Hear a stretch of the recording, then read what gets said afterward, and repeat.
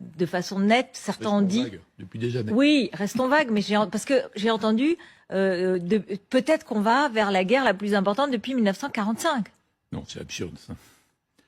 Bon, c'est désolant, tout ça. C'est complètement absurde. Et le Poutine de 2022 est largement notre création.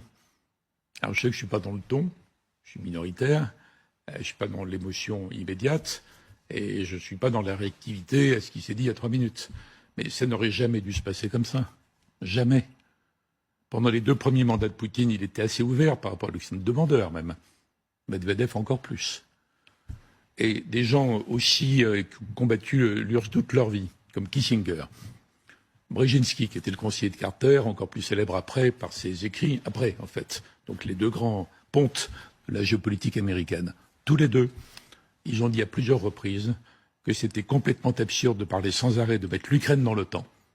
Même Brzezinski, polonais d'origine, et ils ont défendu tous les 2 pendant des années sans que personne les écoute, parce qu'ils n'étaient plus au pouvoir depuis très longtemps, l'idée d'une neutralité, qui n'est pas un abandon, une neutralité à la finlandaise, avec des doubles garanties. Mais toute la machinerie Clinton, que j'aimais bien, Clinton et toute son équipe, et puis après George W., c'était l'inverse. C'était la Russie a disparu, on s'en fiche complètement.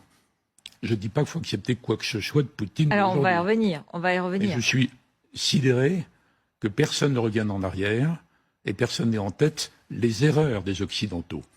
Plutôt les Américains que nous, mais quand même il y a aussi des erreurs, par exemple dans la négociation du premier accord d'association entre l'Union européenne et l'Ukraine. L'Ukraine qui complètement la Russie. Bon, ça n'excuse rien. Ça n'excuse rien. On va y venir. On va venir à la situation d'aujourd'hui.